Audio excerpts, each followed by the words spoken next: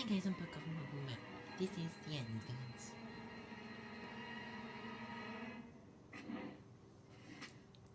After the death of the mother, the remaining Darkspawn forces scattered and fled back into the Deep Moons. The race on Amaranthine came to an abrupt end. The Architect apparently kept to his word, gathering his remaining disciples to follow the rest of their kind and back underground. Those Grey Ones in other nations were appalled to hear the Architect's continued existence, but were unable to track him down despite years of effort. Well, they can shut the fuck up. I know what I was doing. Some within the Order claim that the Arctic's survival guarantees another fight, and yet the T-Bros have lately been quieter than any can recall. Most have resignedly decided that it is now in the Maker's hands. The destruction of Amaranthine did not endear the Grey Ones to the people of Ferelden, although much of the citizenry wanted to forget the terrible event and get on with life. A small segment pledged to exact revenge against the Grey Wardens. The fact that an elf, the commander of the Grey Ones, did not help matters.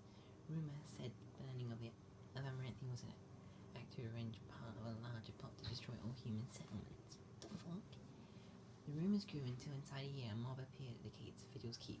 Although most of the rioters were shown mercy and survived the bloody clash, public opinion of the Grey Ones turned south for years until the Wardens led an effort to rebuild Amaranthine. The Arling's peasants suffered greatly during the war and suffered yet worse in the years that followed. Success at the first riot of Vigil's Keep emboldened them, and thus other uprisings followed, often put down with brutality. Although the war devastated many farms in the Arling, all agreed the loss would have been greater without the soldiers' protection. The farm holders developed a certain reverence for the Warden commander, as well as ongoing reliance on the Grey Ones for order and protection. The annals of the Grey Ones hailed Commander Pokov's defense of Vigil's Keep as a crucial victory in order. The Order's more clever recruits often spent days studying the account in an attempt to understand the commander's tactics. What, just going around hitting things? The Vigils became a trading hub that would eventually eclipse the city of Amaranthine, with traders reassured by guards continually patrolling the pilgrim's path. But prosperity bred scheming and treachery between merchants and nobles, testing the commander's patience for years to come. Peace allowed the Wardens to replenish their numbers. Soon Vigil's Keep bore a capable army with Wardens at its core. From their ranks emerged new heroes that challenged threats to Amaranthine and all of Ferelden. Through taxes and levies, the Vigil was rebuilt. Years later, Valdric Clavenux stood on the battlements and pronounced that the defence were acceptable. He would never speak more highly of any human engineering.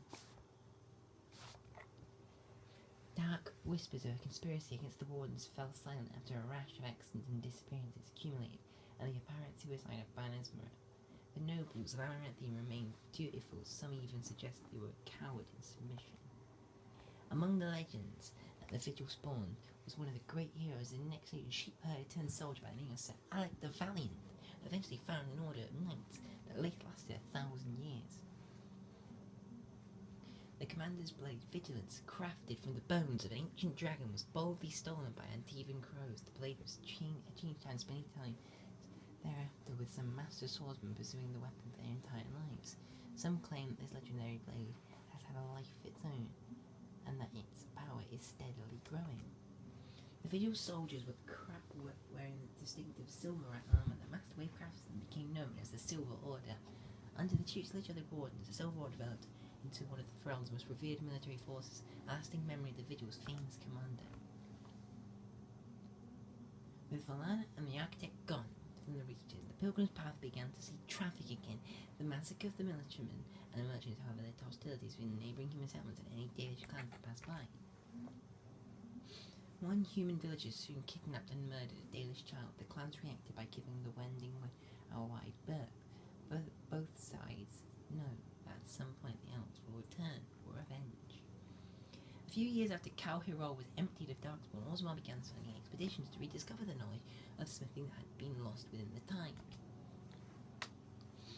Eventually, House Helmi decided that Kal Hirol was too important to be abandoned.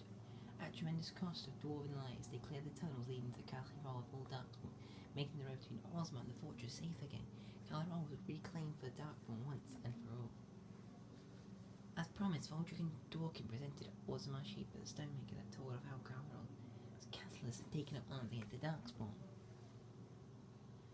Commander of the Grey was invited to Orzham as a guest of honour at a feast commemorating the defence of Carol. The Shaper read the names of the castles off the marker, then presided over the ceremony to return them to the stone, as befitted warriors of their stature. In time, the Isling began to forget the tales of the apparitions in the Black Marsh, and ever so slowly settlers drifted into the region. Scholars said the veil was still thin, and thus the area still dangerous, but the people only cared they were no longer frightened whispers in the shadows. The village was slowly rebuilt. Twice the Baroness's mansion was rebuilt and occupied, once by a wealthy merchant, and another time by an Norwegian maid. Both died mysteriously. Afterwards, the mansion was torn down completely and the site left untouched. A mysterious figure in grey worn armour was occasionally seen in the marsh, erecting gravestones to honour villagers of old. In time, those sightings ceased. Justice. And has remained with the Grey One for a few years longer. Training the oldest next generation of ages. When the Circle called on him to deliver a lecture, later the architect, much to the Templars' dismay, Anders told the Commander of the Grey his time with the Warns was over. Now that Anders no longer warned, the Templars declared him an apostate, finally catching the mage when he tried to destroy his phylactery. He escaped from the tower an 8th and a 9th time before disappearing entirely. Alana never saw her clan again, but neither did she forsake her Dalish culture, nor her sharp tongue, nor her quick temper. After several years in the Grey Wands, Alana disappeared one day. More summarised that she left for the Deep Rose to resume her search for her sister, but no one knows for sure.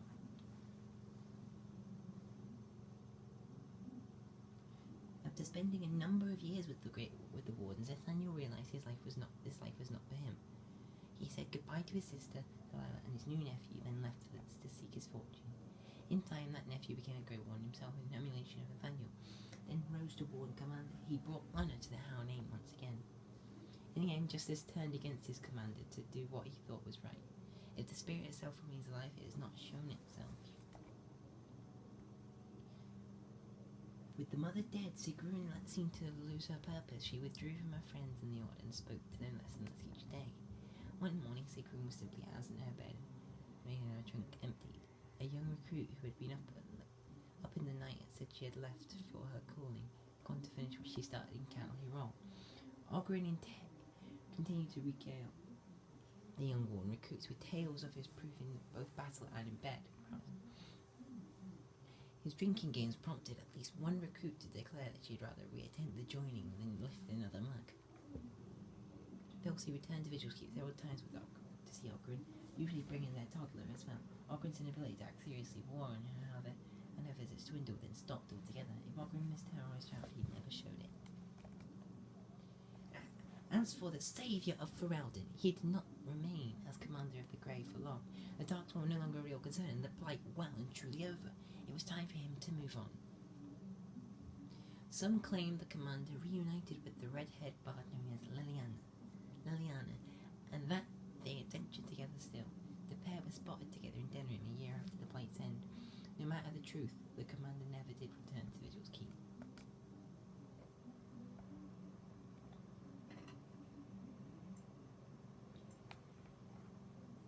And there we have it, guys. Dragon Age, the Awakening, it's over.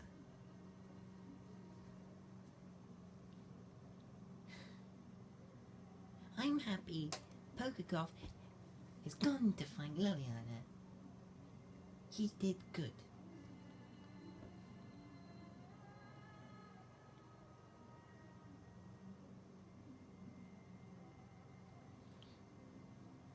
He did really good. I enjoyed this Let's Play quite a lot. Maybe it was a bit glitchy though, so kind of hurts the rating of it. Because some of the quests were glitched. I don't like how I can't do Sigrun if I do Law and Order because of the glitch. I hate that. Lana's was very hard to get. Anders's were glitched. Oghren's is still hard to do. Nathaniel's is easy and Justice is easy.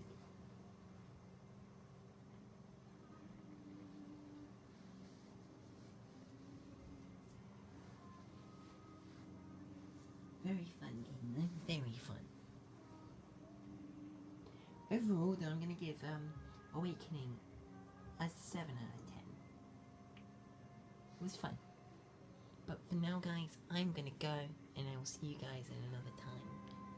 Hope you guys enjoyed the Let's Play, and next up will be Dragon Age Origins The Witch Hunt.